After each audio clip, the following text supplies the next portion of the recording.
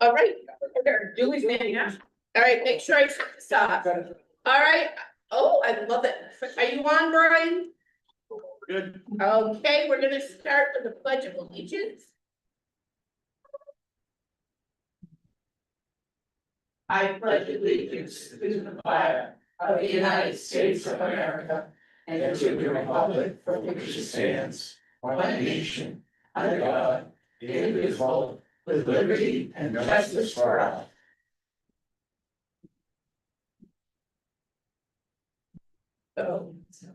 Want to welcome everybody, and we'll start with Mary for introductions.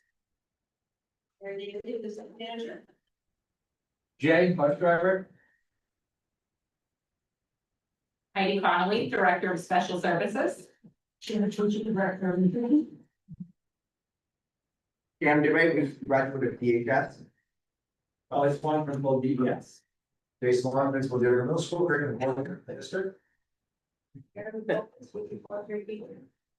Welcome, and thank you, the new look. Jason, you look great. It makes you look younger, so you can fit right in, but it can't. I think if the shirt tells us all. All As a student when it came in. right, I can double look. You have a dress code. Well, he needs it, he needs it. He wishes. Oh, Lord. All right, adjustments to the agenda, which you can read, and also we're gonna move new hires up. So they don't have to, she doesn't have to wait the whole meeting. Could I get a motion, please? Motion. And a second, Second.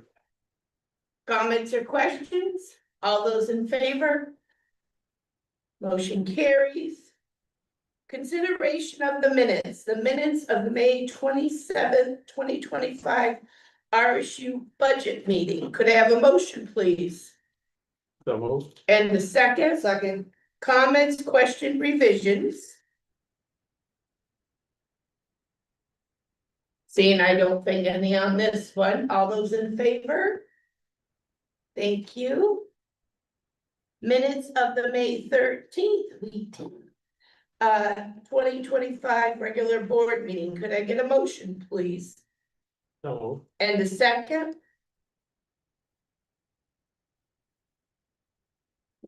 Second. Thank you. Comments, question, revisions. Give me a minute.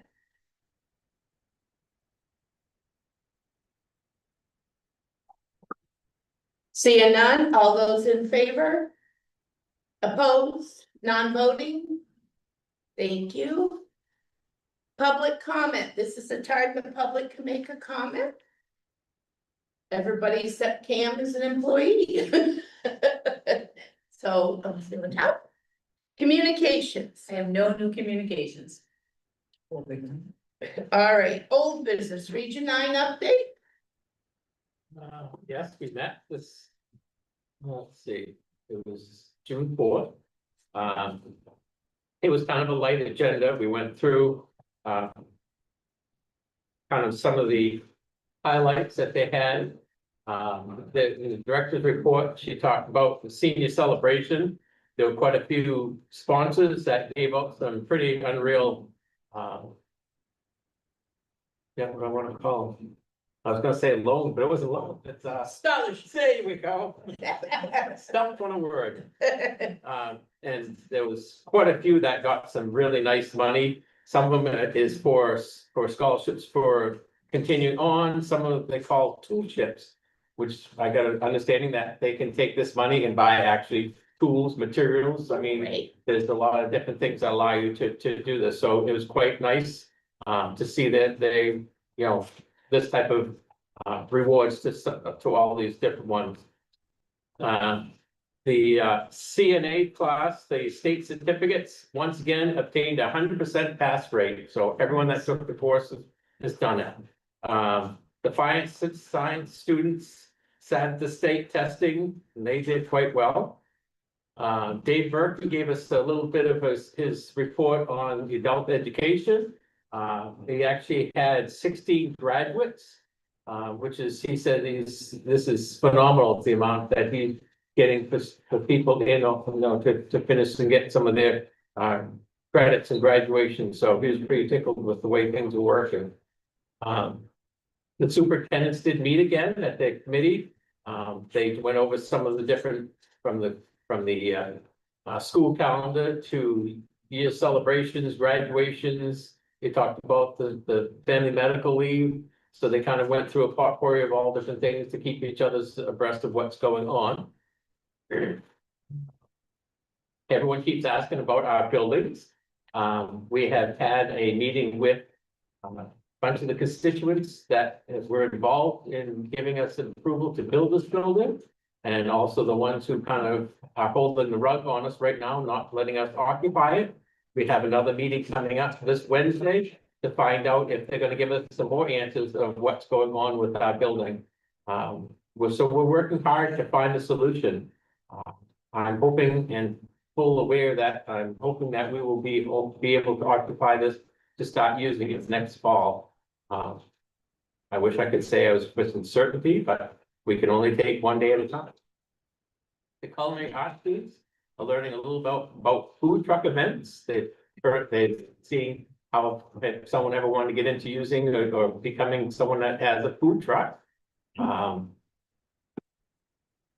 Right now, our applications, we have 301 applications that have been submitted to the school. Presently, we have 277 that confirmed to attend next year. The 24 that differs is they came up with either they're sending school that you're too far behind, you can't, and all those different rhymes and reasons, or it came into where they wanted to take a certain class and there's just couldn't fit both schedules in. So, but to think 277, we're gonna be busting at the seams right now. We have a lot of students that are on wait lists and taking the second choices. So it is a great feeling knowing that we have this amount of people committing to this school. The question is, as always with CTE, is that you could get at your opening day and go from 277 down to 257. You could go 277, be at 297. So we're all unfortunate. It's like our regular education here, you have your numbers somewhat, but you may alter a couple of students. Ours can fluctuate by a pretty good amount, so we'll wait and see how things go.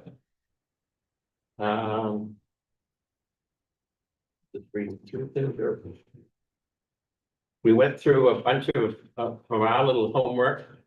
We don't do as much of having contracts as we do in the RSU, but a lot of these people we more or less go through and approve the new salary agreements, whether it's a salary per hour or a complete salary breakdown. We went through a bunch of them, and which I won't go through, but it was all a bunch of work that we need to get approved on.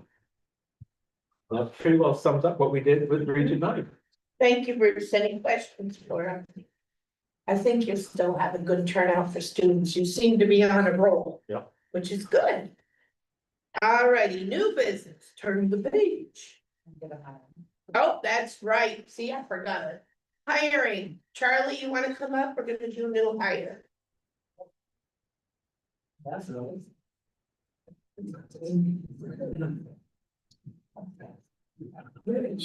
I'm introducing somebody that is not new to RSU56 and probably not new to a lot of you. This is Marilee Kopitz. She has been working in our Title I program.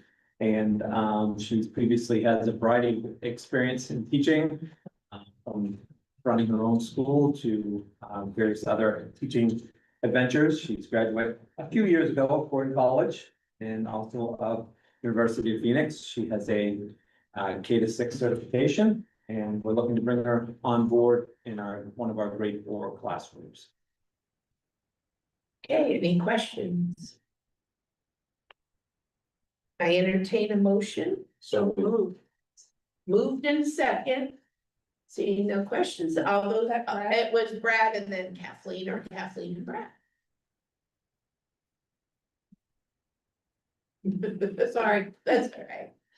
And no questions, all those in favor? Welcome. Welcome. To another. Bye. Okay, now we have.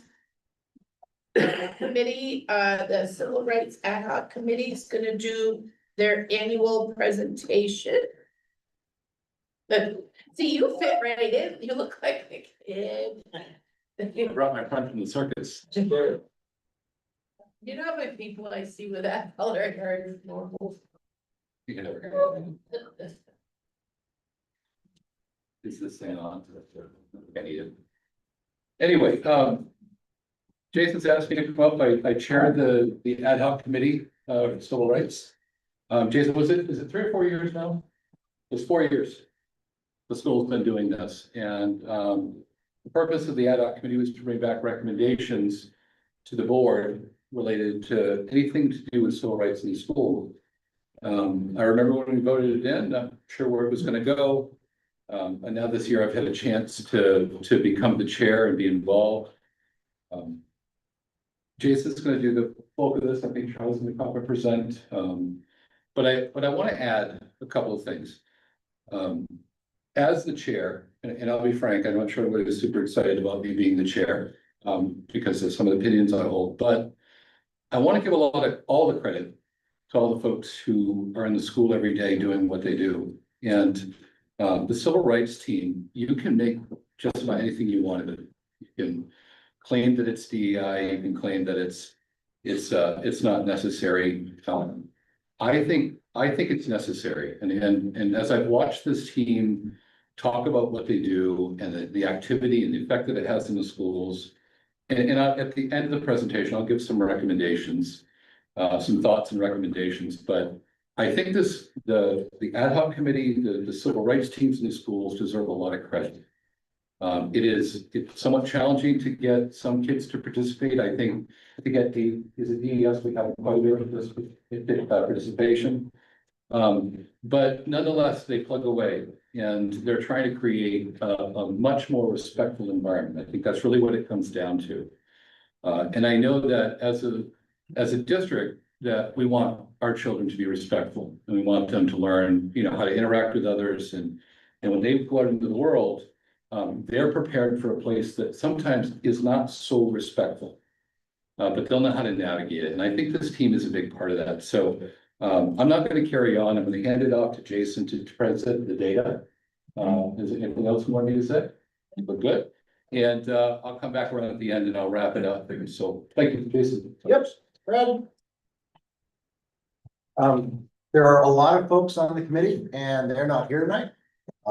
Think that they were originally planning to be here on a Tuesday, and when the date changed, not everybody could make their plans change.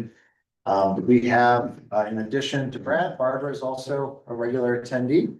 We have Danielle Williams and Michelle Arujo, who are both, they were civil rights teams advisors at the middle school, as well as Katie Chicklin at the elementary school and Carolyn Biot at the high school.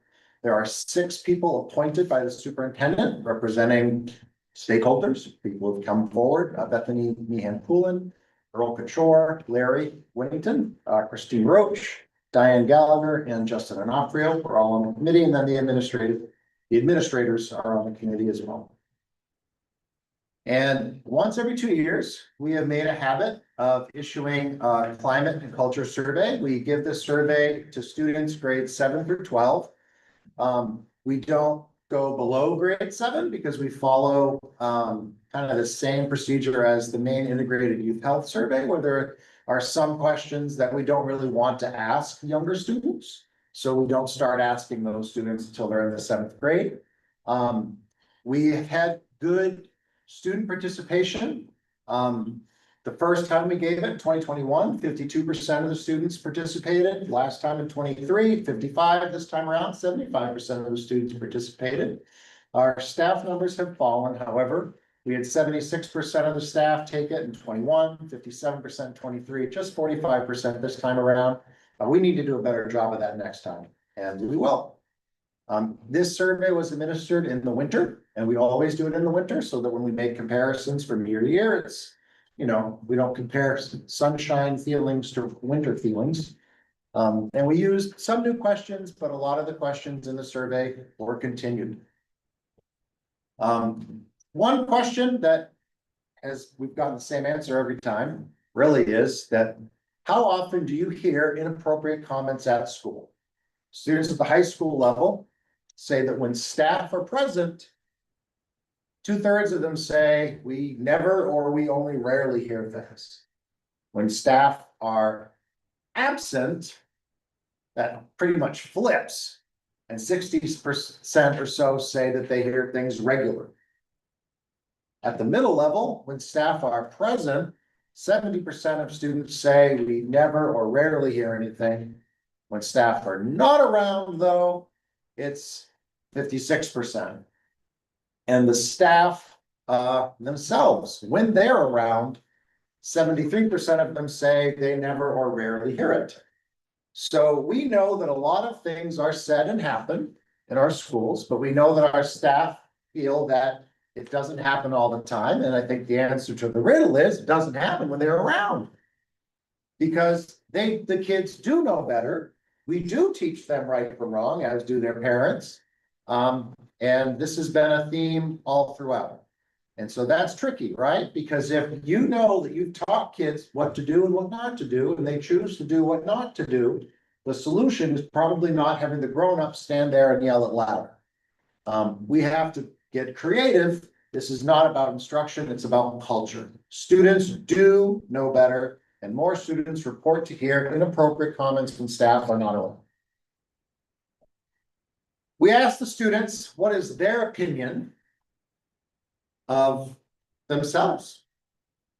And they have a pretty fair opinion of themselves. If you sort of notice, about 65% of the high school students would claim that their approach as a student body to multiple perspectives and diversity ranges from poor to neutral. The middle school students, roughly the same amount, would say that they feel the student body is poor to neutral. The staff has a slightly higher opinion of the kids, which of course they do. They don't hear as much of it. And they would say neutral to good. So since students are more likely to hear inappropriate things when staff are not around, that may explain why staff have a higher opinion of student conduct than the students have on themselves. What about the staff? How does our staff do? Well, according to the students, high school students say the way they do neutral to good. Middle school students say neutral to good. The staff, however, feel that they do good to very good. That staff have a higher opinion of themselves than students do. That is also not shock, really isn't. But what's interesting to me here is that most students do see this as an issue. They do hear things said that are inappropriate and make people uncomfortable. And they agree that we could be doing better. So let's get into the nitty-gritty of that. We asked the students, and within the last 2 years, what have they heard regarding racism, gender-based harassment, disability-based harassment, and then other. And within other, we listed off some options, including socioeconomic status and religion. And what we found this year, that among the high school students, what they heard the most in the last 2 years were incidents of racism. And then second to that were comments made about those with a disability. Middle school, it was the same.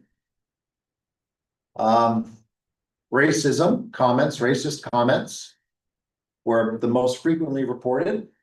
Then those comments about those with disability, and the staff reported the same. So this is not a scientific survey, but I think that's a pretty compelling trend that right now, what's on the rise in our schools are race-related comments.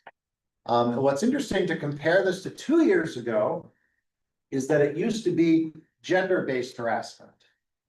We looked at this 2 years ago. Racism was in a distant second to gender-based harassment.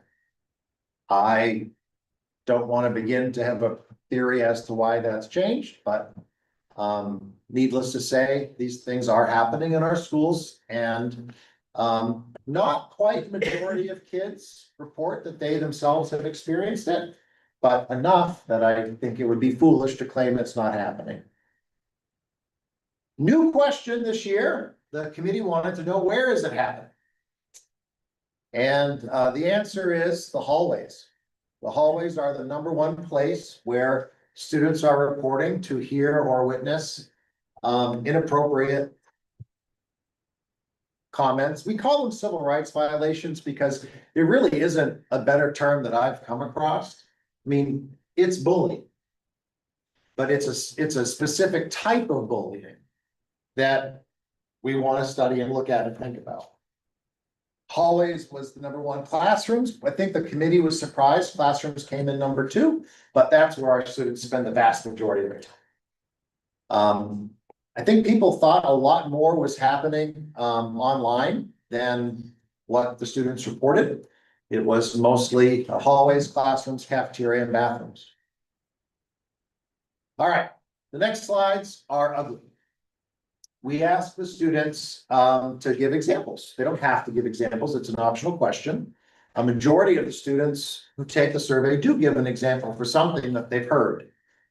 And I have included, like I went through and I just tried to tell a story. I picked a couple comments made from each grade level, just to give you an idea of kind of the scope of the types of things the kids report, okay? So we asked the students, have you experienced or witnessed racism? One middle school, the yellow ones are middle school, the red are high school, the blue are staff. One middle school student said a few instances, kids have been sent to the office or put in some sort of trouble for saying the N-word. Another middle school student said, yes, I've witnessed racism towards myself and others. Another student said, never. The high school, a student said, I've witnessed people use both slurs and racist stereotypes to describe people of color at Dirigo, both to someone's face and behind their backs. Another high school student said, people saying, you dirty Mexican, go back where you came from. Another student said, never have. Not really. It has been, I think they meant quite. It has been quite clean here. I copy and paste. Yeah. Staff comments.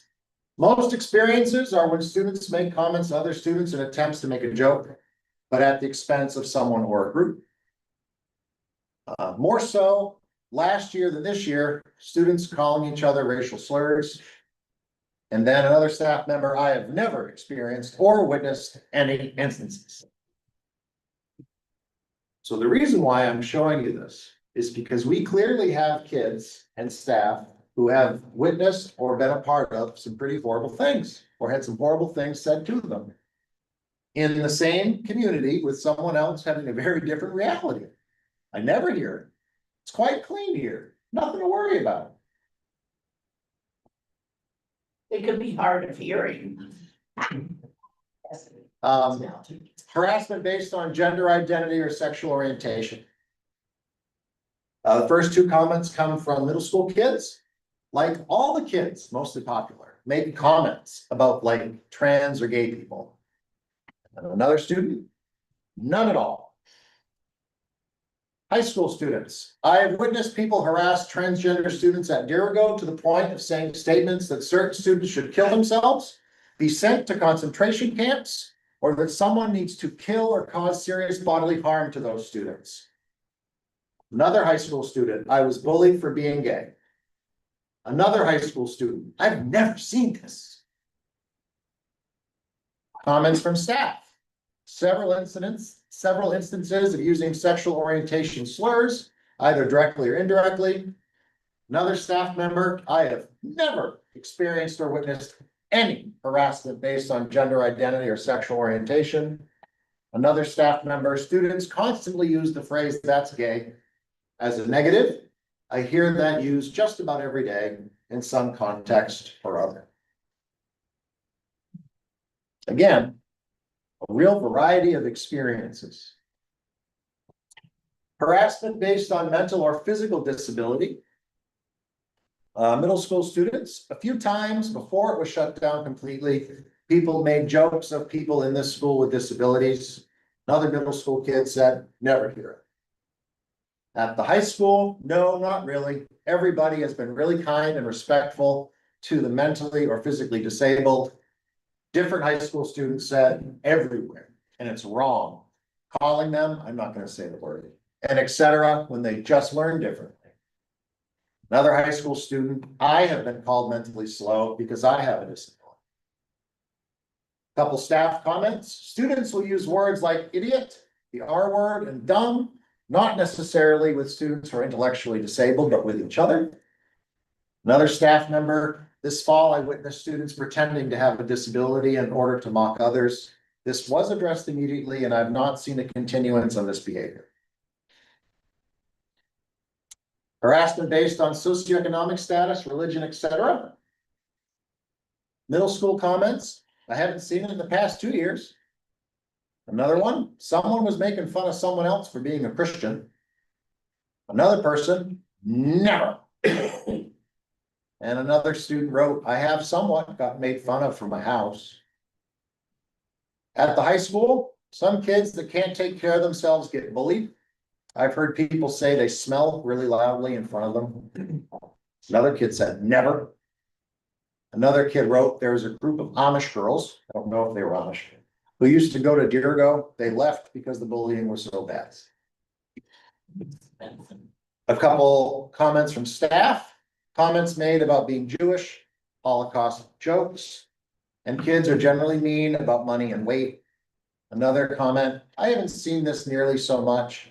It's more a matter of their exclusions and cliques. Again, the idea, sometimes it's really hard to get your hands around and change a culture when people in that culture have a different opinion of what's actually going on. Their experiences are different. Their opinion about what's happening or what needs to happen are different. My opinion, we can do better. We asked the students to share anything they wanted. This was a wide open one, anything positive or negative. Some middle school comments I selected for you. All my experiences in the 2 years of being here have been great. I get picked on, but I love coming to school and seeing teachers and friends. Another middle school student, there's a lot of kids that are so mean to each other, though they're friends. Another middle school student, Dirigo does not have strict enough punishments. So kids do the same things over and over again without really any severe drawbacks. High school comments, the school has never really had any problems with this topic. It has been nice, and everybody, including me. Probably two, everybody including me, I don't know. Then another student from the high school, I feel like the school has gone way downhill with all the stuff going on in the school environment, and students are being too racist. A couple comments from staff, the vast majority of daily interactions and behaviors are kind and supportive. Another staff member, I've absolutely seen a decrease in recent years of any tolerance of this type of behavior when it can be verified. Students are very reluctant to turn each other in for this. So what are we doing about it? I think from the comments, they tell a story that when the staff are aware of something, we are taking it seriously. If you were to look at in greater detail all of the comments, it kind of supports the argument that since we began this work 5 years ago, I think that the consequences are not only handled in a more consistent manner, but it's done a little more publicly. Like when someone does something wrong, you don't advertise their punishment. Like that's just a basic right to privacy that kids have. But depending on the incident, if it really is clearly a civil rights violation, we have taken on some techniques that make it pretty clear to the rest of the students, we don't tolerate that. And it's not just that that kid disappeared for a few days and came back. It's conversations with whole classrooms. It's having Dirigo Diversity Day and assemblies that really try to put it out there. This is an expectation. And we do have our civil rights teams. And I think really importantly, the addition of the elementary civil rights team a couple of years ago with time should increase the number of kids who get involved in this kinds of stuff. Because the only way any of this gets to the level that I believe Dirigo can get to is if kids are holding each other accountable. A lot of the bad stuff happens when the grownups aren't around because the kids do know better. Kids need to know how and feel empowered to stand up for what they know is right. So here's some behavioral data. This is as of last night. I did not include what happened during my field day today. Oh, dear. So across our school district this year, there were 1,073 what they call major office referrals. A major office referral is an office referral, and the intention is the administrator needs to do something about it. Across the school district, there were a total of 68 what we would call civil rights violation referrals. Those range from being as serious as threats or violence to being as insulting but not as physically harmful as quote unquote jokes that are racist and very inappropriate. Consequences depend on the circumstances. Circumstances include the age of the kid. In my own building, I treat a sixth grader differently than I treat an eighth grader when it comes to this stuff. I treat a kid differently if this is the second time I've had to talk to them compared to the first time I've had to talk to them. So circumstances can influence the consequence, but we do give suspensions, we do give detentions. Sometimes the appropriate move is to educate the kid and use restorative practices to try to mend the relationship and help them understand the harm they did by making that joke that wasn't a joke. In our district this year, we had 43 different students get caught doing something like this. Over the course of the year, one of the things that the ad hoc committee does is it requires administrators to report to the committee how many civil rights violations are happening. So you can see over the course of the year, it is actually pretty stable. This year at the middle school, we've hovered around 10–11% of all our major referrals are related to a civil rights violation. At the elementary level, that percentage is much smaller. It hovers between 2 and 3%.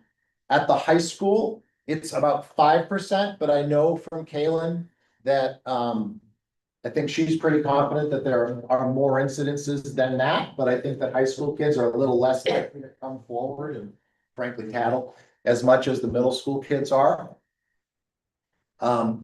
Compared to last year, we did have fewer incidents this year. But it's still a similar percentage. About 6.5% of all behavior referrals in RSU 56 have to do with something along these lines. And again, if you want to consider it a subset of bullying, that's fine. Whatever it is, it's not something we want our kids doing. It's not respectful. It's not productive. It's not who we are. So we asked the kids and the staff about what do you see happen? Like when something happens in front of teachers, what happens? And here are some of the comments kids made. Middle school kid, someone got in trouble because they said a racist joke. Another middle school kid is sent to the office, but behavior doesn't stop. High school kids, if it happens in front of teachers, there's a quick reprimand and maybe a detention depending on the circumstances. Another high school kid, there aren't any situations where this was needed. Another high school kid, I've seen plenty of teachers confront them, but the students never actually stopped. Some comments from staff, I've rarely seen these issues being dismissed, but are dealt with firmly and decisively. Another staff member, I'd probably address something at least once a day, if not that, then several times a week. And another, usually it results in an office referral or attempts to educate students why the comment or action is inappropriate. So generally speaking, this illustrates what the full body of comments show, which is that staff do address it when it happens in front of staff. We asked the students, do they ever see other students address it when the staff, well, we didn't actually say whether staff were around or not around, but do the students address it? And a couple middle school kid comments, like a month back, someone said something bad and a student was like, hey, don't say that. I love the way middle school students write. Another middle school student said, never really happens. One high school student wrote, occasionally I will witness a student confront another student. Usually I don't see that. Another student wrote IDK, which is I don't know, specific details, but us students clock someone when they're out of line. Okay. Another high school student wrote, multiple students confronted someone for saying the N-word last year. Comments now from some staff. I have seen students try to diffuse situations by non-confrontationally saying something like not cool, as well as trying to educate peers about their comments. Another staff member wrote, students are increasingly tattling on each other, but not always telling each other to stop face to face. Another staff member wrote, students are hyper aware, but often misinformed or doing it for the wrong reasons. And another have said, I've rarely seen this happen. Kind of all over the place. Here's what we want. We want a culture where students hold each other accountable. I was taught by my grandfather that character is defined by what you do when no one's looking. We can't just build a system where we expect the teachers to be referee 24 hours a day in the lives of kids. We want to get to a place where our students hold an image of what it means to be from Dirigo, and there are things that they're not going to tolerate from their peers. That's the power that can change a culture. And so what is trying to move us in that direction are the civil rights teams. These are teams of kids led by advisors doing work in the 3 schools. And the goal is, after a number of years, we will have a core group of kids in our schools who are really the ones making the change to the culture. Charlie's going to talk about the elementary school civil rights team. Sure, so as Jason alluded to before, we have a pretty robust civil rights team. We have 17 members this year. So it's made up of students mainly in grades 4 and 5. And they meet every other week. And they did that consistently from the beginning of the year right through to they had their last meeting, I think, last week. So they've been meeting all year long. Some of the things they do, as far as school-wide, they have a welcome banner, which is up outside of our cafeteria. That's one of the first projects they work on. And their main focus is wanting to make sure that any student that steps into our school feels welcome, that they're accepted and appreciated for who they are. During Black History Month, they do a presentation for one of our assemblies where they just focus on, they each pick a prominent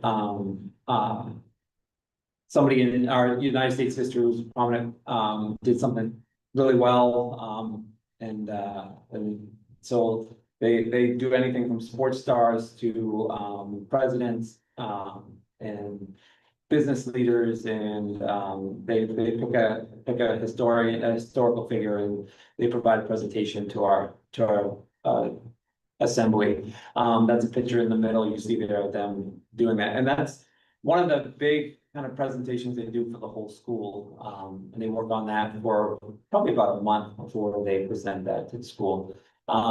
They did a poster for Autism Acceptance Month in April, and you can see that there on the bottom right-hand side. And then the last project they did was they did an acrostic poem, and I wasn't there, I was at Bryant Pond, but they shared that on the announcements one morning. Just, again, this was in theme with the Autism Acceptance Month, and then they had gotten some stickers from the Autism Awareness Group that just said, you know, include everyone or let everyone, can't remember exactly what the sticker said, but something along those effects, and they gave those out to students in grades 3 to 5. So very busy, very active group. It's our really our only club. I think that's one of the reasons why we have high membership is because they don't compete with a lot of the things that they do at the middle school and high school. Students participate, their parents have to sign off that they want them to participate. Sometimes the students want them to, sometimes the parents don't.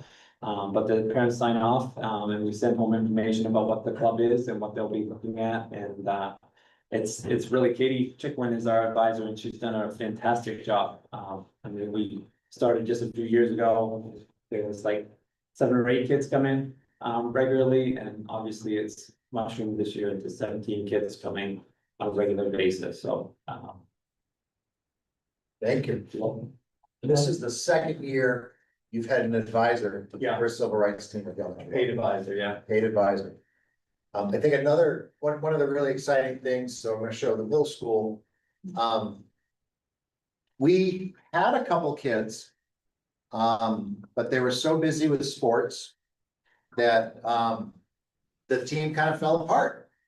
And that's what's happened at the middle school for most of the last 10 years that I've been there, it sort of has had starts and stops, and the reason is because kids in middle school have a lot of things to choose from. And our hope, one of the reasons why we wanted the elementary school civil rights team is because hopefully a handful of kids will find that to be their thing. And they'll stick with it. And usually student participation snowballs. Kids don't just sign up because they like the titles, because their friends are doing it. So I'm hopeful that given another year or two, the middle school civil rights team will be more active. Although we had to do this year. Which was to disband the group temporarily. I do have 2 teachers in the building who've agreed to be our advisors for next year. That's gonna help. Our advisors didn't work in the building, and I think it was just harder for them to organize and get kids to be there. But we had a very active diversity effort at the school. We hosted our 2nd annual, we call it the Diversity Day, Dear Ago Diversity Day.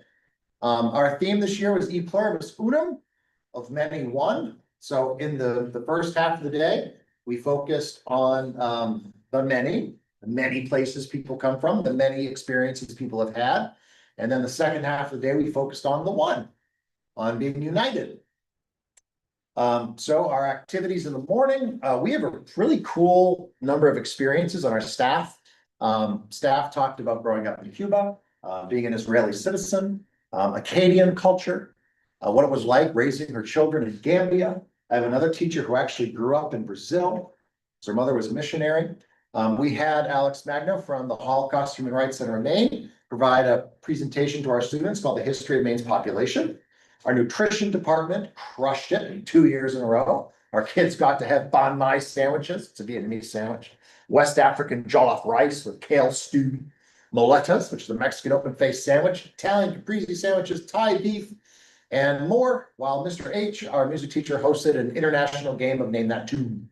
And then in the afternoon, Spark Dance Studio came. They also performed at Charlie's building. Spark Dance Studio is part of an international organization called Danceability International, where they take artists who are both abled and disabled, and they perform dance performances together. It's pretty cool. One of the performers, Jonathan Robert Beaton, is wheelchair bound.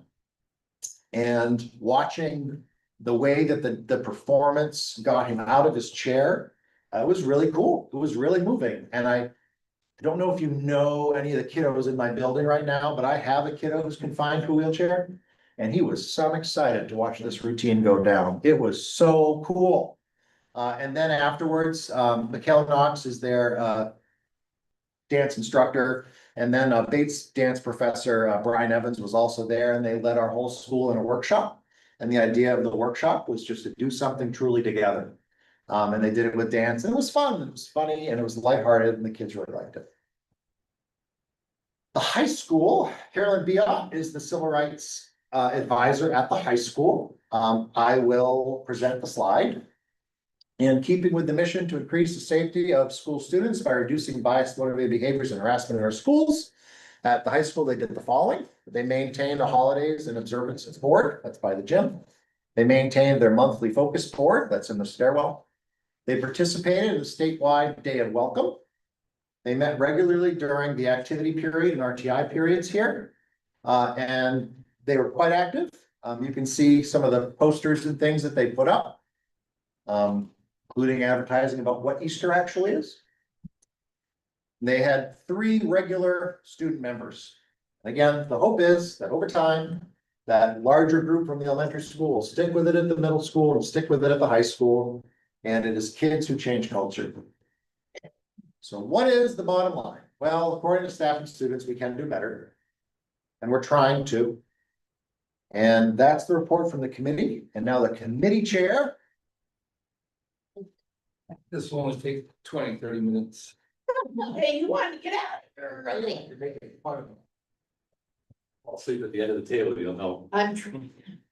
Jace was kind enough to print this up, because sort of read that, but thank you for the great presentation, Charlie. I know it's a tough time of year to get everybody here. We met and we came to the conclusion that a number of things should happen. That, like it says on the screen there, it's not about DEI. This isn't diversity, equity, inclusion. in the sense that everybody thinks it is. It really is about teaching people to respect. A while back, I don't know if it was last year, we had done a community survey. Pam, when was that? The survey we sent to the community, we got about. Yeah, it was last year. Last year. As we were working through our strategic plan and, you know, parents and staff and folks who responded had a lot to say. One of the things they identified, as I remember it, and if I was to break it down, as it was one of the top subjects, was bullying. And that, you know, like Jason said, this is bullying, you know, very much bullying. It's a special kind of bullying in that it's very focused on people's gender. It's focused on sexual preference. It's focused on color. But it's bullying nonetheless. And we need to make sure that everybody understands that this really is about a constant discussion around bullying, because sadly, I don't know that it's gonna go away. You know, from my opinion, you know, children are children, but we as adults and the educators and those responsible for them have to make sure that we're holding them accountable to the behavior. And I agree with Jason and the committee when we say you change the culture right at the bottom level. You can drive all you want top down, and you know, they may hear what you say. Maybe there's a consequence they don't want, but when they're holding each other accountable, I remember one of the statements when the child said, "Not cool." And I've actually heard kids do that, like that's not cool. That is a ever so subtle way of saying, we're not gonna tolerate that. And I would say kids tend to respond, because if they got their peers saying, you know, no, we don't wanna hear that, that's good. All Dartmouth students deserve to feel safe and welcome, period. Who wouldn't agree with that? Who wouldn't agree with the idea that kids should feel welcome going into school? I be honest with you, I was bullied for 11 years. And one of those 11 years was here at Durigo. Even as a very big man, I'm very, believe it or not, very passive. I don't know that children are gonna change. I think that's the way we were designed, but they need to feel welcome. And it is the adult's job to make sure that we're making it happen. We must work to build a culture of respect and equality. Absolutely. It is tough enough to be a teenager, a young person, to be in school and all the pressures that go along with it. And one child learns differently than the other. Some are, you know, intellectually maybe more capable, and we need to make sure that respect and equality is there. The next steps will include a community and parent engagement, technology education, and ways to improve respectful behaviors. And I think that, like I said, that ongoing challenge, it's going to be a thing for ever. I would love to see a day where children can come to school and maybe the thing that they worry about the most is performing on a test. And what are they going to learn today where they're not worried so much about what the other kids have to say about what they do or don't have or who they are or not. I would leave for thoughts on the committee, a thought from me. I've talked about this often. I think we have an opportunity to speak often about the golden rule. I don't know that I hear about it spoken very often. I could be wrong, but treat others the way you'd want to be treated. And I think that needs to become part of our language and part of our culture here at RSU 56. So we'll leave it with the board recommendation. So this is what we recommend for the board. Up here. Thank you. Renew the ad hoc committee with presentations to the board. So the ad hoc committee is going to present what the civil rights teams are learning and doing in the schools, and then continue to support the civil rights team advisor positions. I totally agree with that. So I think if we have here on the agenda is to make a motion to continue. Yeah, we do. Yeah, Can I get a motion to continue for the 25-26? We do this every year. I'll second. All right, comments or questions? I would add one thing. Yeah, go ahead, Brandon. If anybody is curious, whether you are a board member, a staff member, a community member, about what is going on with the civil rights team, I think it is important to ask. Don't assume. It would be preferable not to post online, you know, what you're worried about. Come to the school administrators, ask them what's going on in the schools. Nothing is going to be perfect, but they definitely need to hear people's thoughts, so that's my comment. Any other comments? Go ahead. Are school board members, welcome to the meeting? By all means, anybody's welcome to that meeting, it is Yeah. open. And next year you could be a member. I think it would be nice, if we had more board member, involvement. There's lots of community involvement, but everybody has jobs and responsibilities, so that the attendance is up and down, so anybody that's interested should say something. Any other questions or comments? Seeing none? Oh, go Yeah, I ahead, got a quick Carl. one, I guess for Jason maybe. So like, I see on the high school, they do it during an activity period. And then in the middle school, do they get out of a class to go do it? They have to do it after school? Well, we could set it up so that it happens. That's what I would- Study hall, I don't and know. then the I'm advisors. all for getting out of the class when I was in school, go do Yeah. something like that. No, for sure. We haven't had a staff be the advisor in ages. I've had to recruit folks from elsewhere. I've recruited parents mostly to come in and do it, and they can't get there till they can get there. I got you. But I'm excited because again, next year I have 2 staff members and I'll tell you, their prep period will be during the learning lab. And the elementary school must be after school, correct? It is, yeah. Thanks.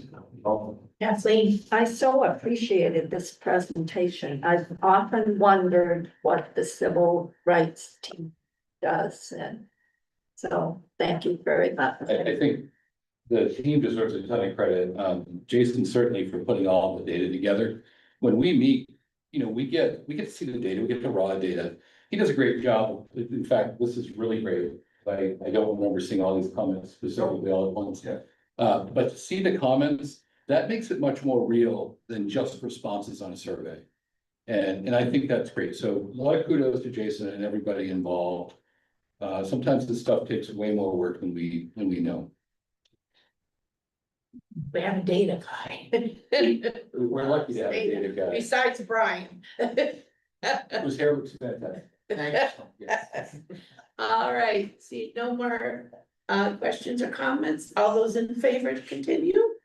Thank you, motion carries. Thank you, Brad. You're up next, Jason. You're right on the roll today. Yeah, 3 in a row. It's a Oh, record really? for me. They Wow, didn't it's my change hair. it, did they? Hair in there. Oof. All right. Thank you.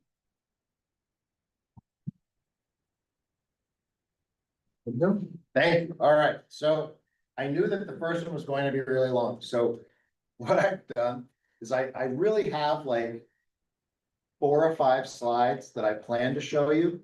Then I have a lot more data that I can, if you want me to, but I've left it there in case maybe you've had enough. But I was asked to bring forward, once I could, a little bit of an analysis regarding our state assessments. So this spring, we took the NWA / MTYA. So NWA stands for Northwestern Education Association, and it was a research institute that they created their own test, which is actually called the Measures of Academic Proficiency, something growth test, but everyone just calls it the NWEA after the company that made it. And MTYA stands for Maine Through-Year Assessment, which is when the state of Maine adopted the NWEA, which has been around forever, and created the Maine version of it to comply with federal regulations. The first 2 years, we did the NWEA as our state test, it was during COVID, and we just did the regular old NWEA. And the last few years, we've done the state version, and it's changed a little bit each year. Of course. So 1 test, 2 scores, so super basics. The traditional NWEA gives us RIT scores. I don't remember what RIT stands for. But the purpose of those scores is to communicate overall performance in the content area, and you can make comparisons with that. Because a 230 can become a 236. You can measure growth over time with a RIT score, which allows us for longitudinal studies. So we have been tracking our RIT scores since 2017, we became a district. Now, with the Maine version of this test in the spring, we also get what's called the Maine scale scores. And those are based on Maine specific criterion-based questions that were added because the federal government would not approve the use of this test because it was a growth test and not a test that was specific to Common Core expectations for each grade level. So what they did is they inserted into the spring version of the test specific questions that are at grade level, an eighth grade question for eighth graders. It used to be based on how you were doing, you were just asked the next question on the sort of the scale. But no longer, if you're in the eighth grade, you have to answer the eighth grade questions, even if you were really kind of well below grade level. So we get two scores. We get the main specific score. You can't compare it to anything. Every year, a 1500 is average. And then you have the RIT score, which you can compare longitudinally. Here is, in one slide, all of the things I saw when I played in my spreadsheets. It's mostly good news. This year, all RSU 56 schools participation rate was above 95%. The state asks that you have 95% of your students take these tests. An awful lot of schools in Maine don't get to 95%. We used to really struggle with compliance and a willingness to take these tests, particularly at the high school. We were over 95% in every school, which shows that kids are, I mean, it's been improving the last couple of years, but to kind of get over that hump, it's pretty cool. I do want to say that our scores, really across the board, are below state average and national norms.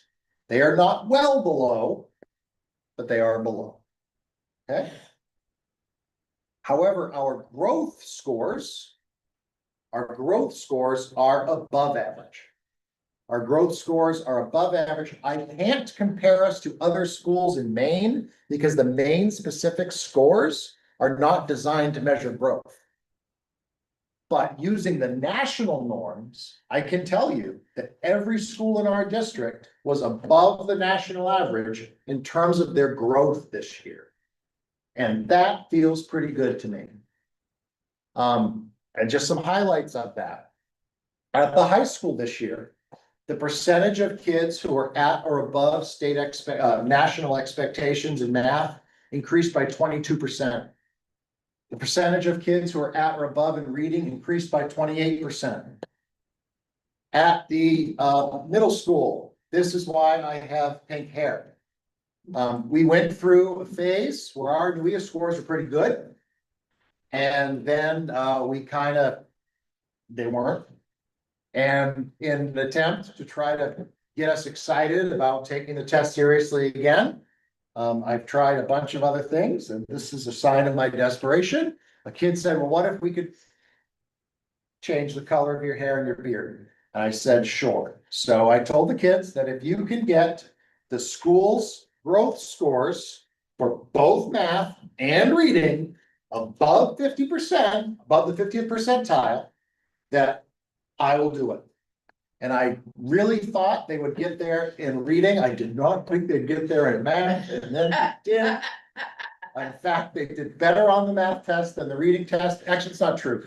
Their achievement in reading was higher, but there was more growth that happened in math. And thus I now have pink hair for the summer. But the big win, boy, oh boy, DES is seeing some awesome stuff. The elementary school compared to last year went from the 43rd percentile in terms of growth to the 55th percentile. And check this out, amplified reading. We went from the 53rd percentile, which is still pretty good, to the 65th percentile in terms of reading growth at Deerfield Elementary School. Go Cougars. Yeah. It's pretty awesome. Now, to give you just a taste of how very easy these tests are, I thought I'd include some questions. All right. Question 1. This is a 7th grade question.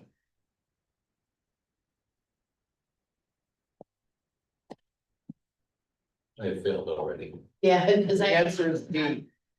oh, I didn't even know we had an ABC. Yeah. I was trying to do it. This is another 7th grade question. Geometry. It's graphing. I don't remember the answer to this one. I just want you to get a sense for the task that they're asked to use, because sometimes I feel like when people say they're What below grade- grade what level, grade I don't is think, that? this is seventh grade. What the hell? I know it's, I'm sorry. No, but that's important to me, because listen, I want our kids to do great. I know I that it's know gonna they be do great. geometry in elementary, I remember what I. But I really feel like people say, well, the kids are below the state, you don't even know like what that means, like Maine. The Common Core is rigorous and great, but don't say, well, the schools are failing. This is what a seventh grader is supposed to know. There was a generation that knew this, I don't know when.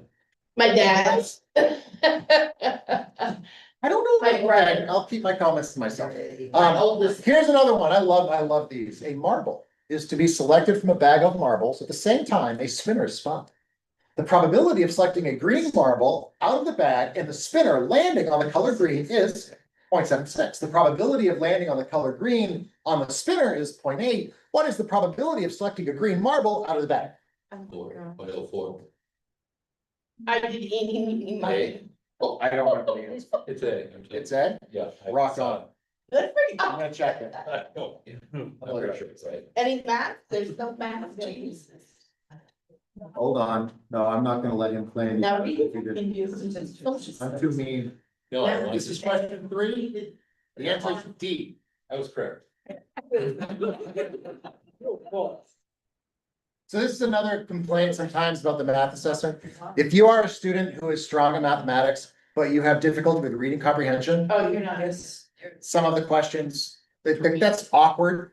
The wording of that question is awkward. So I have a lot more data. If you wanna see it all, it's all there. He's hitting his clicker. Email it. Here you go. How you can. We'll attach it to the minutes. Guy, you're below average. How do we combat it? Yeah. I always say number one, and Jason, they have changed the state test so many times, Yeah. and then they take a test we utilize for a very valid reason. Oh, let's use it and put some junk in it, some stuff in it. Yeah. And that's gonna give us, and what is the purpose of this, what is the reasoning behind the test? It used to be when we would take the MEAs, it was to see what were our gaps, what was our misses, what was the kids needed to work on. Then it got to, well, your school's failing, and then you don't get money, then you need to work, then you gotta fire your administrators. That was one time we could fire somebody, and we did. It was when we were RSU 10, it was like.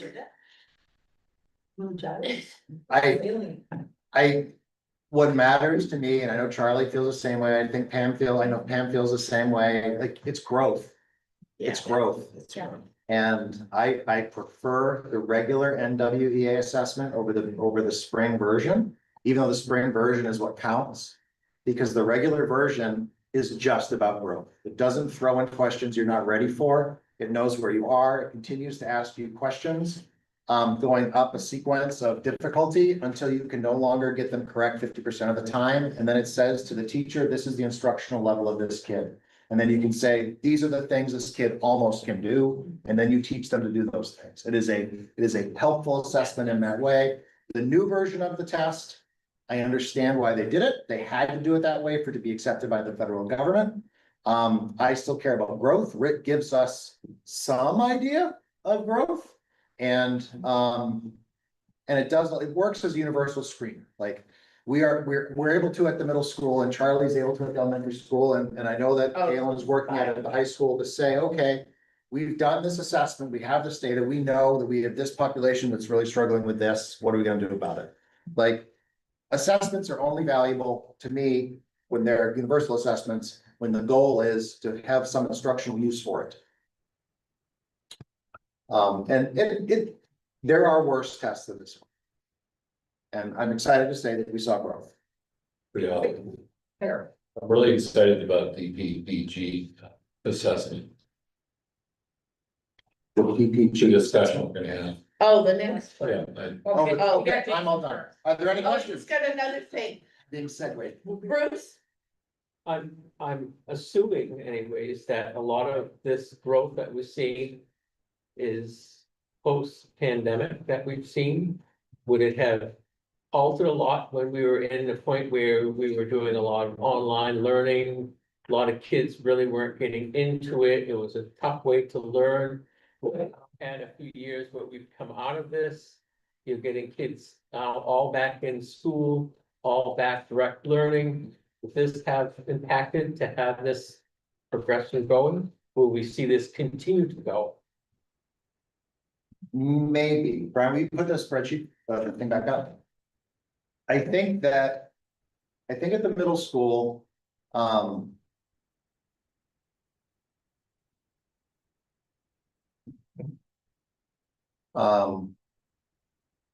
if you look at the mathematics, so if you look at the eighth grade in mathematics is in the 71st percentile for its overall growth. Mhm.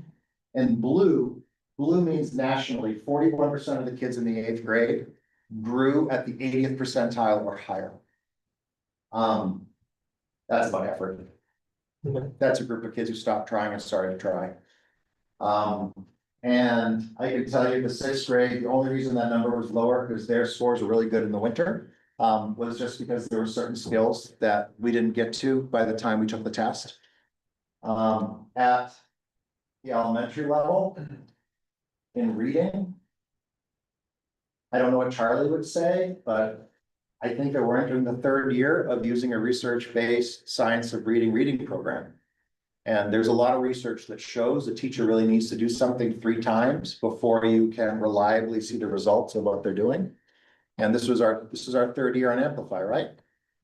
And so here you have kids that have been receiving the science of reading for 3 years. And their scores show it. At the high school.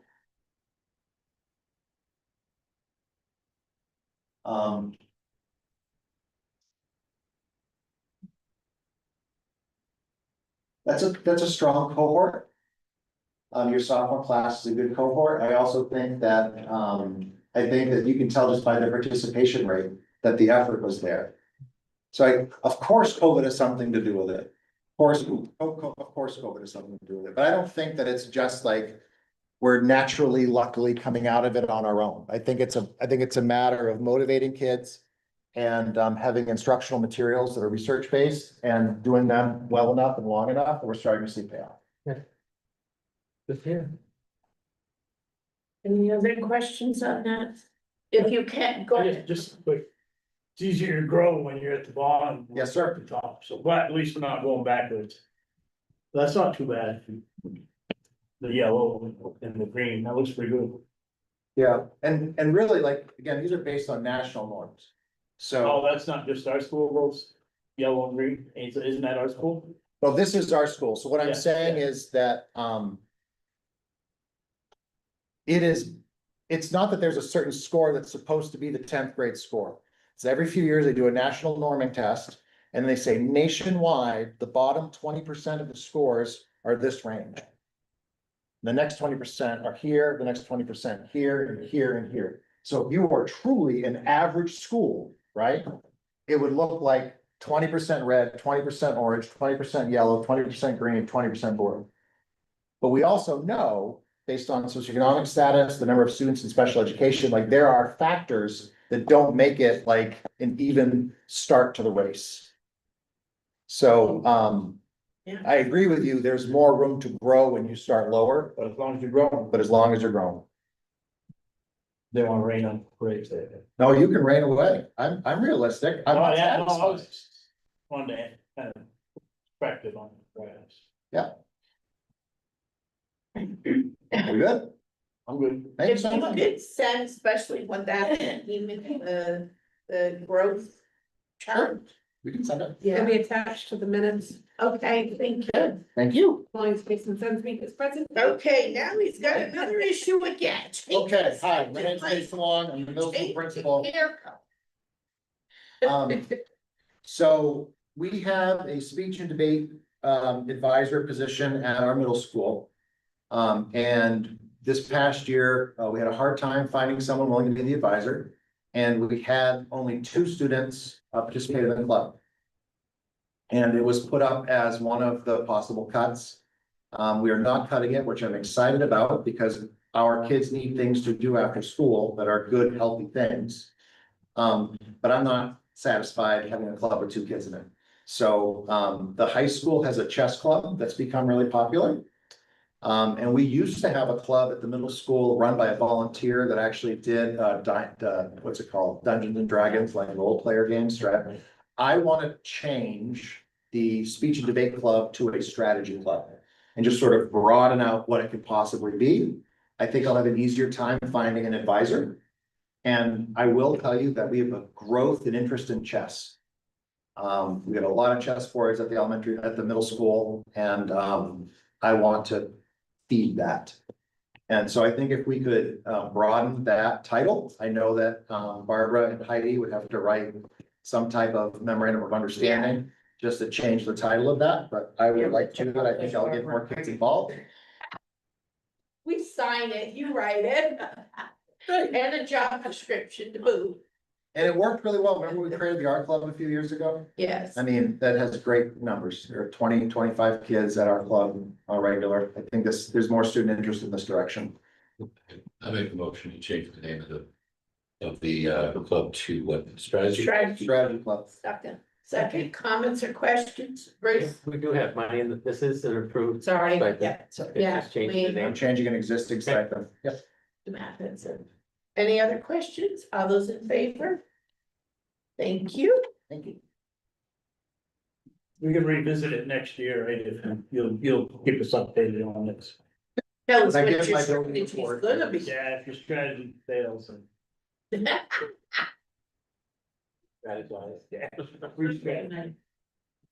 I couldn't read the changes. You put dark purple, blue. Who can read that? That's why I'm here, Barb. Gonna be quick and easy. So, purpose tonight is to just go over some recommended changes from the evaluation committee. So according to state law, when the state law came out however many years ago regarding the evaluation, evaluation law that was put into place, we have a committee formed, and that committee meets at least once a year. Most years we meet 2 times. This year, I think we've only met once. And then part of what we do is go over our handbook, which you guys have a copy of, and make recommendations to the school board as far as changes. And so that's what I want to do tonight. As far as our plan, overall plan, I think I usually try to do that in the fall when we have all the new members on board, just to kind of give you a brief overview of what the plan is and how we go about kind of putting it into place. So the first thing you see in the first highlighted section is under the section called SER, or summative effectiveness rating. So with our plan, it's really 2 kind of things that we were trying to capture in this.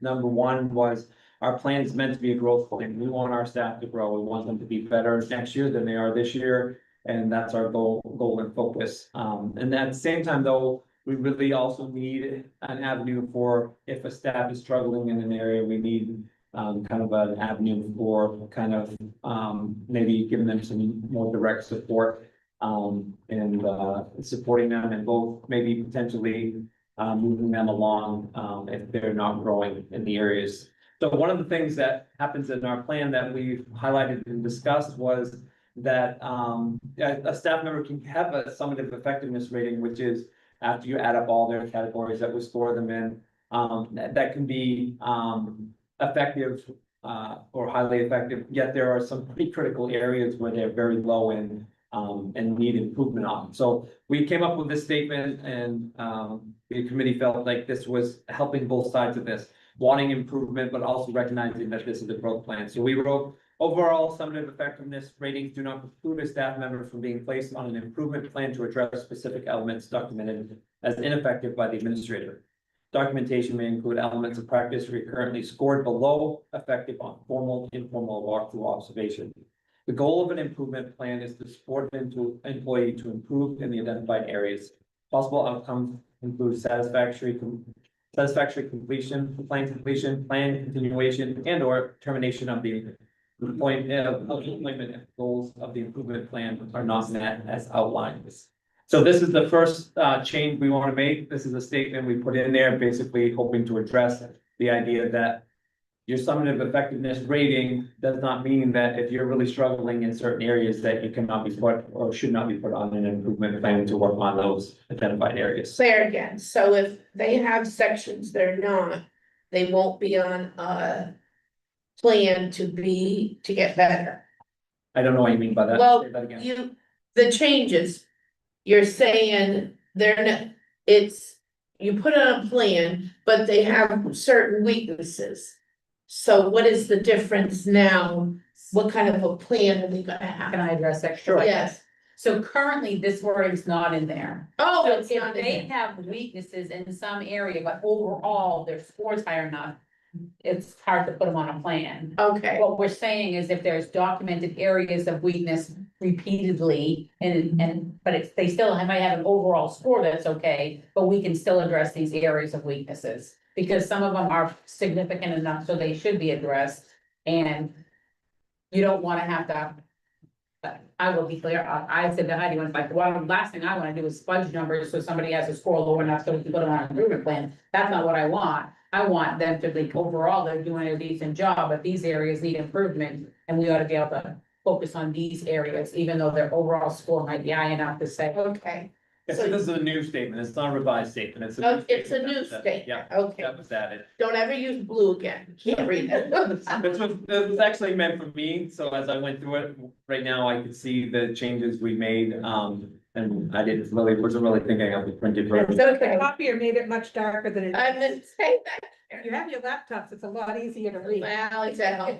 I think Brian left me, but, the next, so that's the first one. The next one is under calculating professional practice scores. It's just one, oh, right there, there's one line. Okay. This has always been true, but it's never been in our handbook, and it's just if an element is scored more than once during an observation cycle, the highest of the scores will be used for the scoring of that element. I have to every summer, have a long conversation with the people that run the program about all these ins and outs that we want for our scoring, and this is one of the ones that's always been there since we started this, but we've never wrote it into our handbook. So it's just kind of making it so it's clear in the handbook that if I score this one thing, whatever it may be, how our teacher introduces the lesson, and I score it as a 2 one time and I score it as a 3 the next time, the computer is going to take the 3 as the score. It's not going to average the 2 together. It takes the 3 and kind of saves that data point. So that was a statement we added in. It doesn't change anything we're doing. It just makes the statement true as far as what's going on in reality behind the scenes. And then if you scroll down, the last change, there's a chart here, and you have 2. This is the one we're recommending. The one below it is the previous one. And really the change we made here, as you can see in the one below, it said 50%. Well, sometimes there may be 3, calculating 50%. That becomes challenging sometimes. So we changed the wording, that's all, to say majority. And then define them, especially those middle 2 categories, the partially effective and effective. We kind of just changed that just slightly to kind of have a better description of how we score those in terms of their individual goals that they work towards. So there's 3 areas. The big one is that first statement that was at the beginning. That took us, we met about it, we talked about it, went to a bunch of different resources, and finally, a couple weeks ago, finally was able to vote on that as a committee. And the committee was unanimous in wanting to move forward with this statement here. The one in the chart was just a adjustment of language to make it a little easier to understand. And then that statement, like I said, was one we just put in there that it's just something that's always been true. We just haven't had it in our handbook. So those are the 3 recommended changes. Like I said, my plan usually is in the fall, once new board members on board to come back and talk about what the evaluation plan actually is, how do we go about doing it, those kind of things. So, questions? I know it, not on the changes quick one, because you want to come back. So if they have an ineffective, whatever, how many years do they get? Are they they're tested every 3 years or every, So, we know. Yeah, it people are depends. Every year. yeah, it depends on, so that summative effectiveness rating we give when you finish your observation cycle. So for probationary teachers, that's 2 years, or continuing contract, that's 3 Yeah. years. You get partially effective, effective, or highly effective. So it depends on the score. And then, or ineffective. So if you're deemed ineffective, then usually, most cases, something's already happened in terms of an improvement plan along those lines.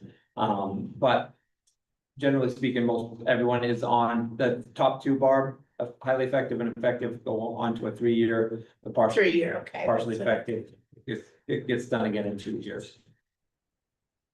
Any questions on this, Carl? So, hey, peer observations, are those you randomly select a peer or you volunteer a peer? or- So peer observations don't count towards anything that we calculate for their summative effectiveness rating. They are definitely staff that will have peer come in and do an observation on them, and give them How do you feedback. choose the peers? The staff choose them. Now, I can give a recommendation, I have before, if I had a staff member who was like, I'm really struggling with classroom management, I'll say, hey, go visit this classroom. This person does really well with classroom management, but So I know- it's not an evaluation tool, it's a management. yeah, it's more for my own benefit. Okay. Yep. Okay, I got you. So I was reading the form, so, wow. Any other questions? Oh, so I think, I'm sorry, what you're referring to there, Yeah, I was thinking of peer observation, No. was like you're teaching, and I come in and I sit in the back and watch it. no, that is, but what the form you're referencing there at the back, I'm sorry, I know what you're referring to. The state put in a, kind of a Yeah. thing a few They years had- ago, in had two that thousand eighteen, that basically said we had to have this as part of our plan. But gave us no guidelines, like this is what it should be, or this is how you need to do it. So basically, the idea is we have to provide opportunities for our staff to learn and grow from each other. And so we ask staff to complete this form every year saying, I've been given this opportunity, this is what I did. Some could be a classroom observation, it could be a book study, it could be something that they did, it could be the mentoring program that they're part of with the district. Does the peer have to rate them 1 through 4? No, but they can. Yeah, and again, that's nothing that I see. Yeah. Or Jason sees, or, I mean, if the peers are doing it, they can do it inside the system too, and we never see that stuff. I always felt that 4 wasn't enough, there's just not enough divisions there to, 8 or something, or 1.5 or something. So what Charlie's referring to, Charlie, all the principals see the evaluations on their people. They don't see, like, if a peer goes into. Oh, they don't see They that. don't see that evaluation, they just see the sheet that it was done. And Pam has access to all evaluations now, correct? And when, They don't disappear. and when a staff does a self-evaluation on themselves, we don't. see You that. don't. So what good is it if you don't see it? The self-evaluation, usually the self-evaluation is done at the beginning of their observation cycle to help them set their goals. Oh, okay, it's for their, Yeah. help, not for, Not for me, okay. no. okay. Just curious, yeah, come back and explain it more, cause, Yep. all right, I usually- any other questions? Can I have a motion to accept the changes? So And second? Second. Comments or questions? All those in favor? Thank you. Dana Mira. Yeah, I'll be quick. I just put in your packets the 2024-25 at a glance for Western Maine Education Collaborative. Because we are part of that. It's nice every year to just kind of see what happened in the year. So again, this is 17 districts. We have about 13,000 students and 2,000 educators.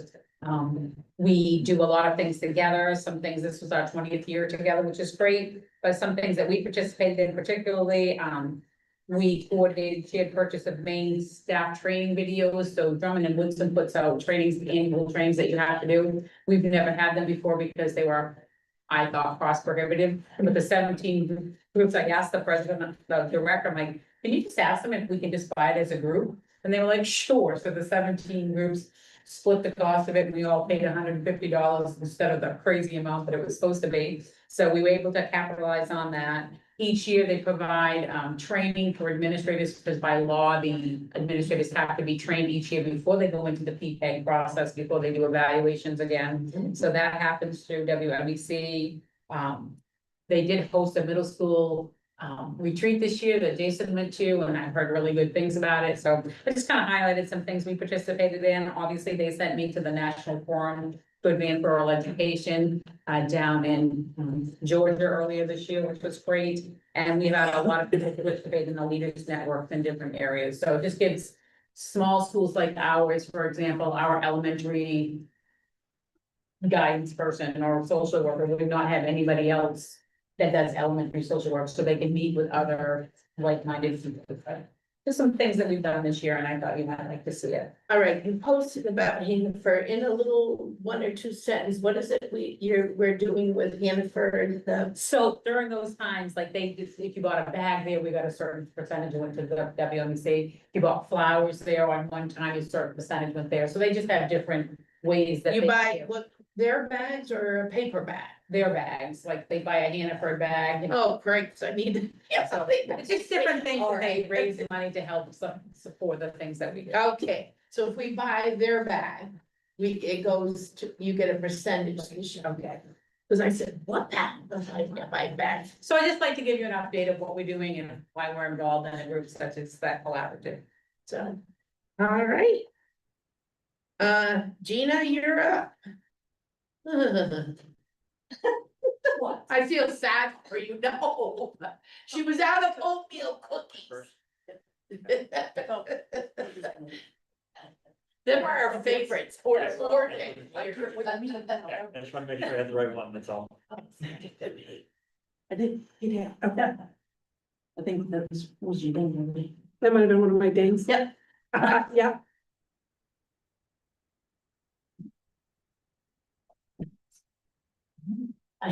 This is chair. No.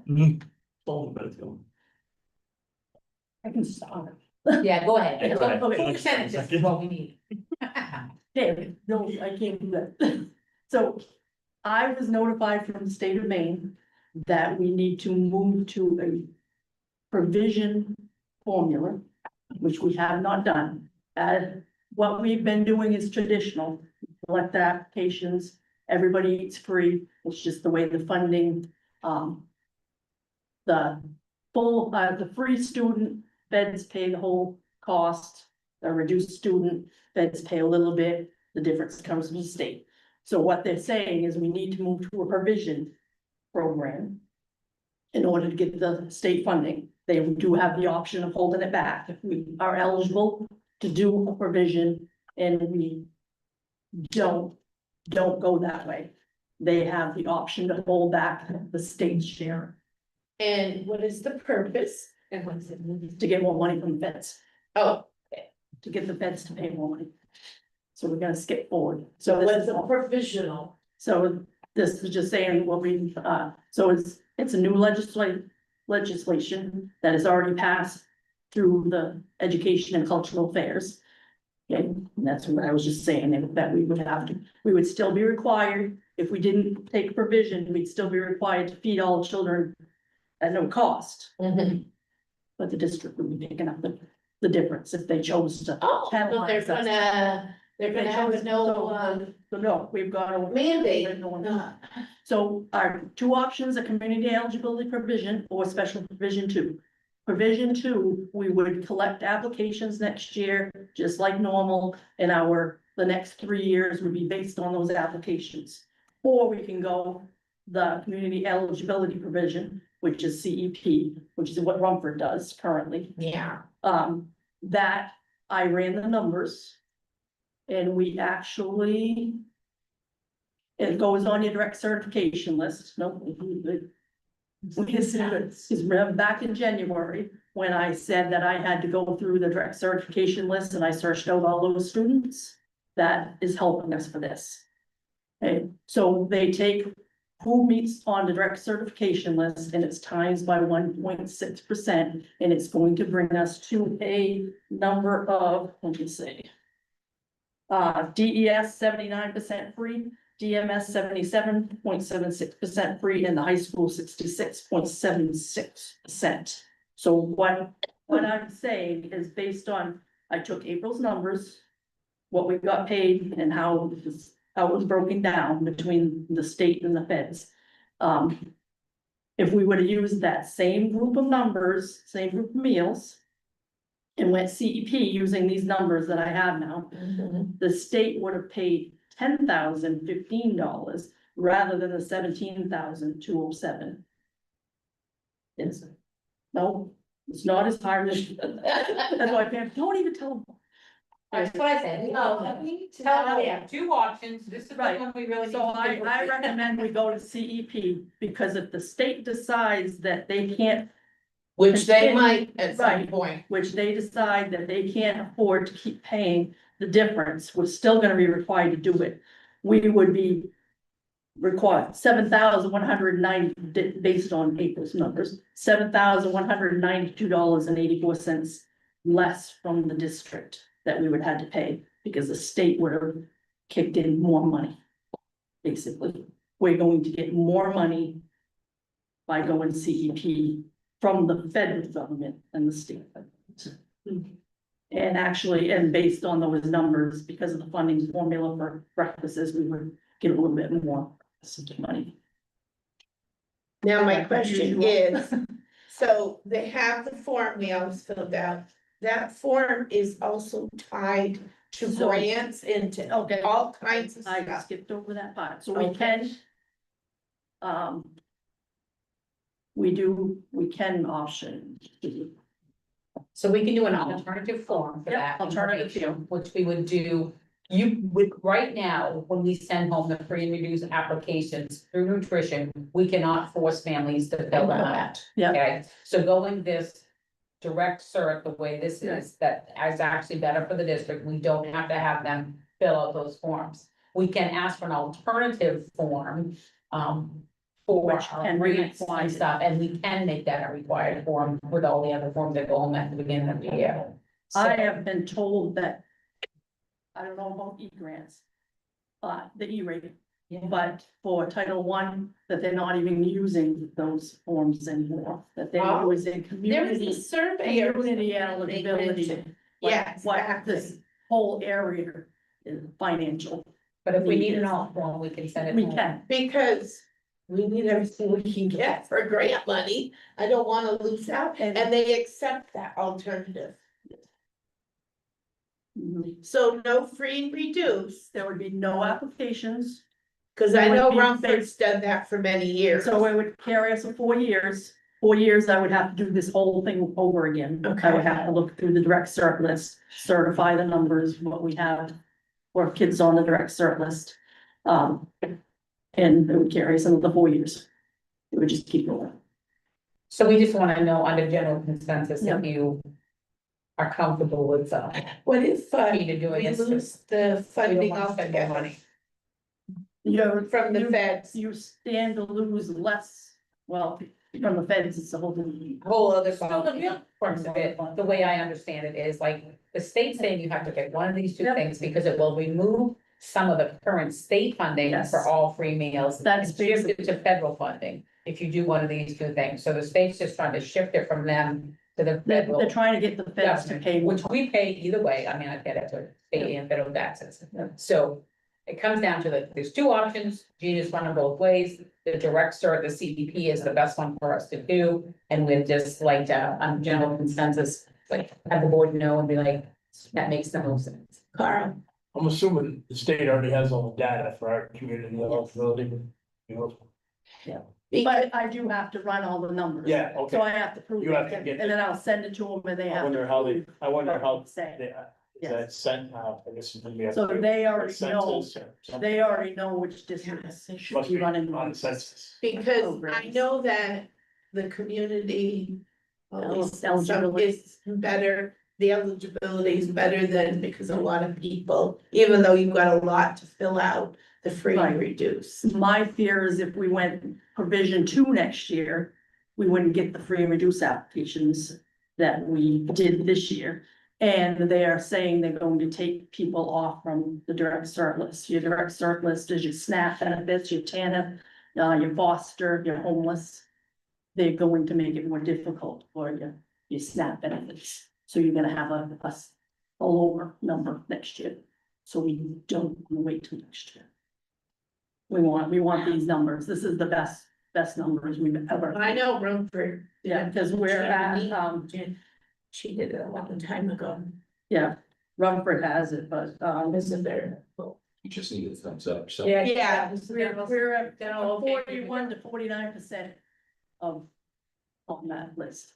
Anybody thumbs up, thumbs down, go ahead, Bruce. So I'm just trying to wrap my head around this, so I'm understanding completely.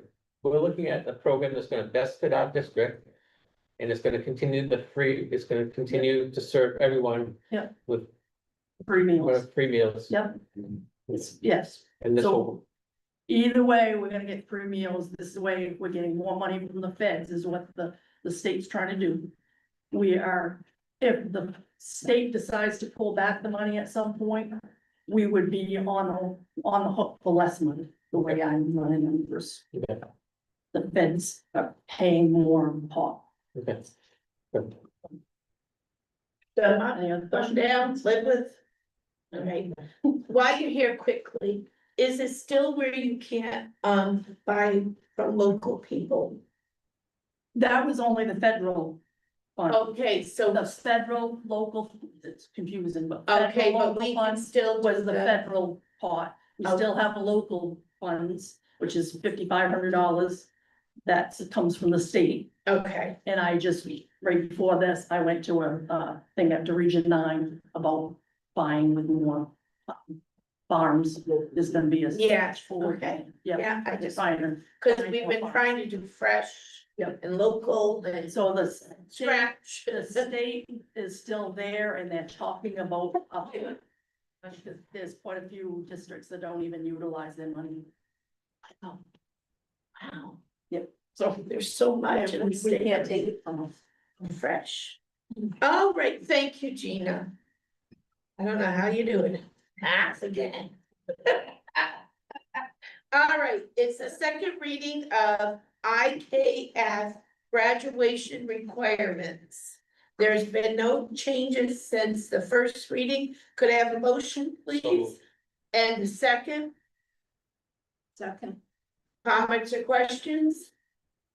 Seeing none, all those in favor? Thank you. Second reading of policy JICJ, student use of cell phones and other electronic devices. There's no changes. Could I get a motion, please? So moved. And the second? Second.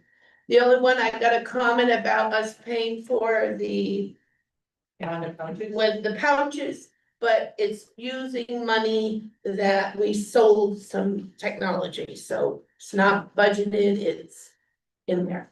Any other questions or comments? All those in favor? Thank you. Okay, we do have it, is Wayne wanting to do it or is I he done? have not heard from Wayne, I don't remember. And I didn't know anybody, I asked Carl, because somebody wanted to do Region 9 and I can't remember. Can you do it after? Kenny did, I knew somebody. else. Wayne is.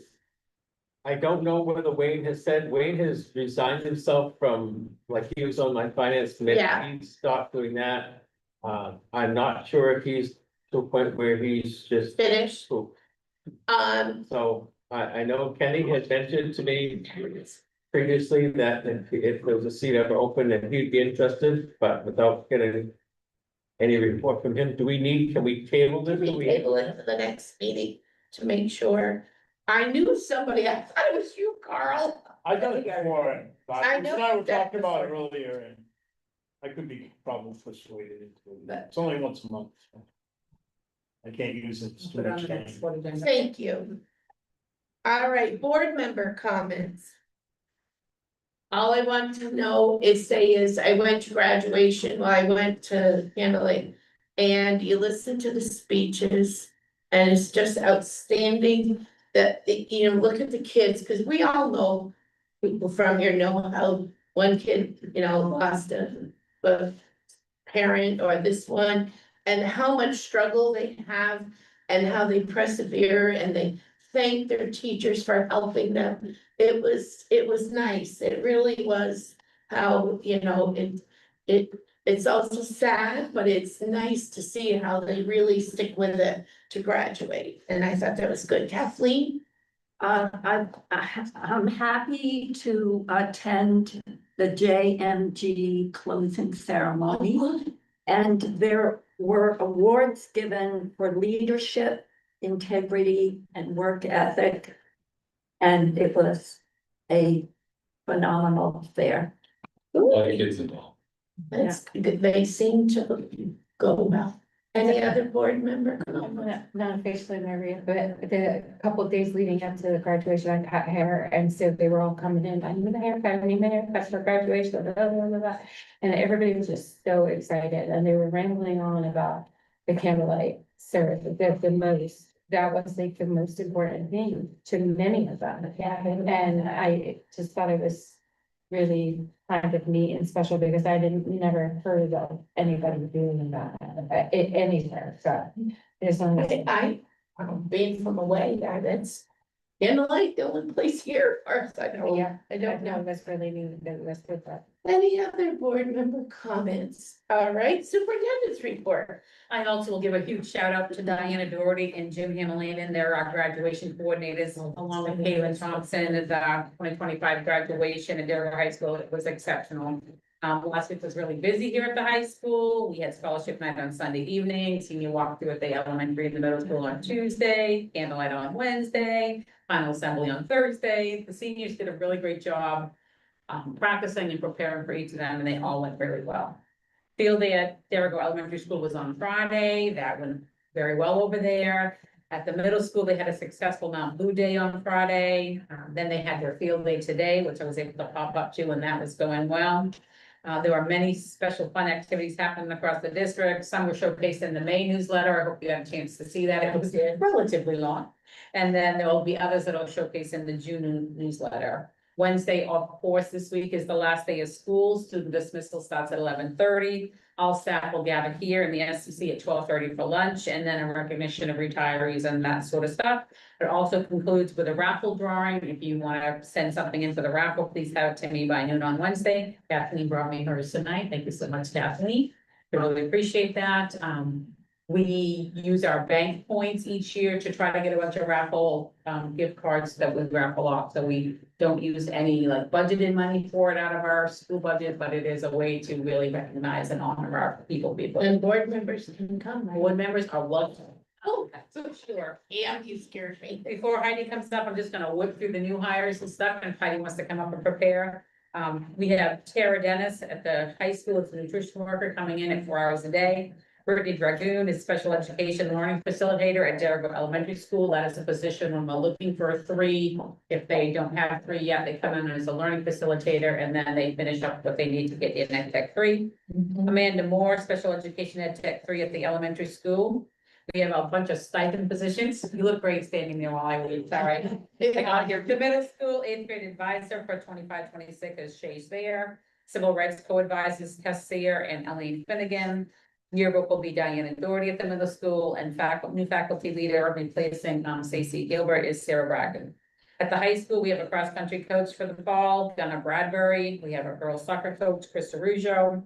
Boys soccer, Matt Liddy. Head football coach, Josh Newell. Class of 2028 advisor, Katie Houghton's coming back. And we have co-advisors for NHS, which is a kind of our odd co-advisor situation, so I just want to be clear. Elementary. Heather Gray, who's a parent, and Cameron Johnson, who's our principal. So Heather Gray will get the stipend and do a lot of the work, but you have to have somebody at the high school to be the point person through NHS in order to be a certified site, so they're going to do it together.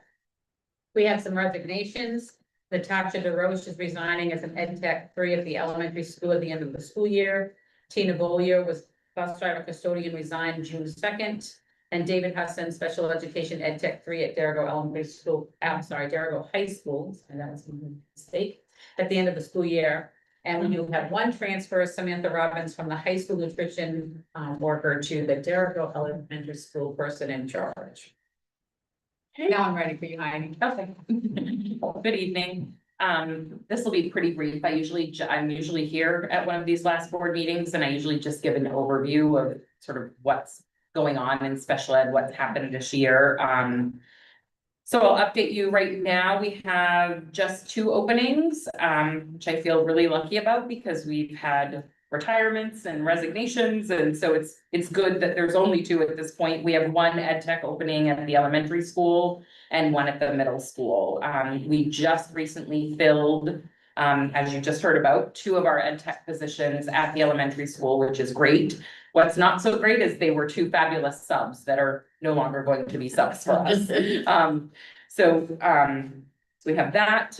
We did complete our on-site audit with the Department of Education at the end of May, and we had a pre-finding sheet that they have provided me. All of those corrections have been made and are going to be sent to the DOE tomorrow. They will then give us a full corrective action plan by the end of June, but they left really impressed with the state of our paperwork and our ability to kind of follow the regulations as they're written into law. So I think it's going to be fairly minimal in terms of our corrective action plan. It's been a very busy year for special education, the most evaluations we've done since I've been here, in the 7, 8, I don't even know how many years now, somewhere around there. And so there were 79 evaluations done this year, 18 referrals, also pretty high. 16 of those students did qualify for services. We've had 24 students transfer into our district with IEPs. And let's see, 16 transferred out. So we're still on the up end in terms of having more here. I am very excited to share that we had 10 students successfully graduate into general education services. So that number seems to be going up each year, which is really exciting because it speaks to not only the hard work that our teachers are doing, but the hard work that our students are doing. So very positive. Currently, we do have 22% of our total student population identified with a disability and receiving special ed services. The national average right now is around 15%. It has continued to go up over the last couple of decades. In 2023, we had 131 identified students, and today we have 154. So you're talking about a 17.58% increase in students, which again is a trend we're seeing nationally and across the state. If you are seeing any of the news about district budgets, often you hear about special education as a driving force in the budget going up. One way we are trying to think about that is we are working with our contracted board certified BCBA who is going to be working with us a little this summer to try to really be thinking about a program there at DES. It's not going to be any major change, but kind of a more specified program to meet really high need students' needs so that we're not sending them to those high cost out of district placements unless it's absolutely necessary. So that is the way we're trying to respond to the increase and keep students in our building for their learning. Any questions for me? Comment, you had 3 graduate in July. At graduation. Yeah, there were 6. 6? Yes. See, I saw 3. I went to one. And it was amazing to see the skills that they were able to Oh show my at God, graduation. singing. I was in tears twice. So, yeah. Awesome. Any questions? So you're gonna research about doing that at DES? Would it be a? We're having the BCBA come in with us. We already have sort of a program model and it's just a little bit of a more highly staffed situation Yeah. for the students that really need that. We're still very much about inclusion and giving students opportunities to be with their peers and in their classrooms. But there are some students' needs that are pretty extensive. And so we're trying to think about ways to meet those needs within our district versus having to send students to those out of district placements. Bruce? You said you had 2 openings. Have you had any applicants for these? Are they just recent openings? We just did a round and that's how we had 3 openings last week at DES for ed techs, which was a little nerve wracking this close to the end of the year. So we just did those rounds of interviews. We had 3 apply. We interviewed 3 and hired 2. I haven't seen yet an app. I know Jason did do a round of interviews, but things sort of fell apart a little, so we haven't hired for that one position in his building. And my second question is, you said you had a list of, that were subs that you now have hired, so are we now looking? It's how it always happens. Yes, Okay. yes, I think we're always looking for subs. Okay. People are interested, yes. Any other questions for Heidi? Thank you. Thank you. As we're switching out to Gina on her right. I just saw she comes again. I will just say, Oh, yeah. I'm sorry to interrupt, but I also just wanted to point out the garden, if you haven't seen it, by the White House that. And I know we've talked about it, but Dina Littlehale does a lot of work and it's on her own time. And she does bring students when she's here during the day and they're involved in that. But she spends a lot of time in the summer, so admire it, it's always beautiful, she does a great job. And then they use that food within the life skills program here at the high school, for cooking and things, so it's pretty cool. Oh, yeah. so as she's passing these out, I did send out a notice to all employees, and I'll remind you forward that if you, obviously, you live in our 4 towns, but it goes tomorrow. Make sure that you go and vote and bring your family and friends around you. You know what? She was, I don't have any. Okay, I didn't tell you how to vote, I just said. I do. Sure, listen. I'm not in my email right now. I'm in the board minutes. Shut down operations and. put them Got it. over the vote. Thank you. How do you vote? Dan got registered, he's gonna vote. Man, Good man. So I'm just doing a quick overview of things that happened this year. We had the Swift sensors installed, which that is the wireless, monitors for the freezers and refrigerators. We can actually look at that from anywhere. I can look at it on my cell phone if I had my cell phone. So when it broke down, you knew. It will send a phone call, an email, and a text message, so we will know, and I actually have myself notified, Ellen's notified, Trina's notified, so somebody will get the message. The dough sheeter has arrived, and I put a little picture of it right there. It has come in, we've used it a few times, but it's gonna be a learning curve. And we will use it more next year. Right now, we've been using stuff that we've actually had on hand rather than making fresh. We actually ordered 2 Sunkus wedgers. We had one at the middle school.